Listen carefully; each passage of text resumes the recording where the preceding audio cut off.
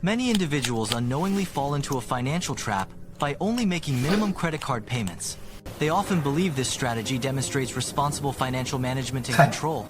However, this approach primarily covers interest, leaving the principal balance largely untouched.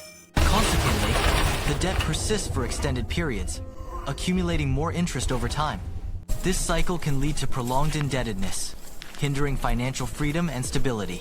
Paying only the minimum on a credit card is an unfavorable financial exchange. It involves a small return for a much larger initial investment. This practice effectively funds the credit card issuer. It prioritizes the issuer's profit over reducing personal debt. This strategy hinders debt reduction and prolongs financial obligations. Credit card companies calculate minimum payments based on the outstanding balance. This calculation is typically a small percentage, often around 2% of the total debt. Alternatively, a flat dollar amount may be set as the minimum payment. This seemingly manageable sum often barely covers the accrued interest on the balance. Consequently, paying only the minimum can lead to prolonged debt and increased interest costs.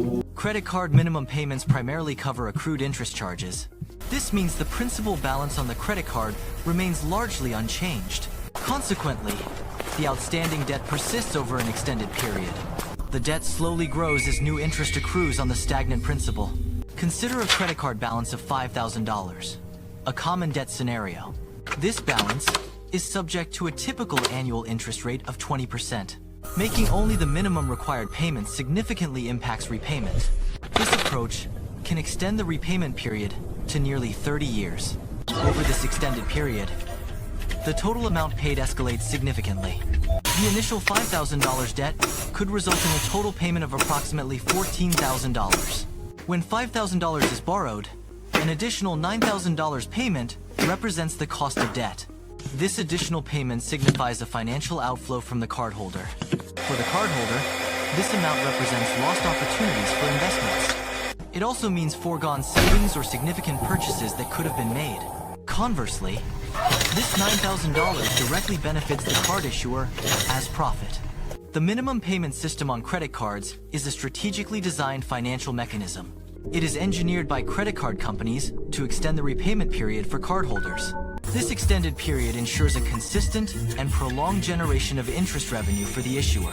The system calculates a payment amount that is low enough to be manageable for most users. This approach aims to prevent cardholders from feeling overwhelmed, thereby avoiding panic or default. Paying off debt slowly creates a multifaceted financial disadvantage. Inflation erodes purchasing power, diminishing the value of money over time. Investment capabilities are hindered, limiting wealth growth potential. High credit utilization negatively impacts credit scores, affecting future borrowing.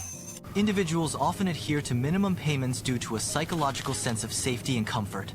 Paying more than the minimum is perceived as a sacrifice, creating short-term discomfort.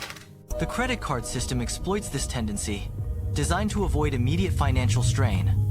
This design prioritizes short-term relief over long-term financial well-being. To effectively escape the debt cycle, strategic financial management is crucial.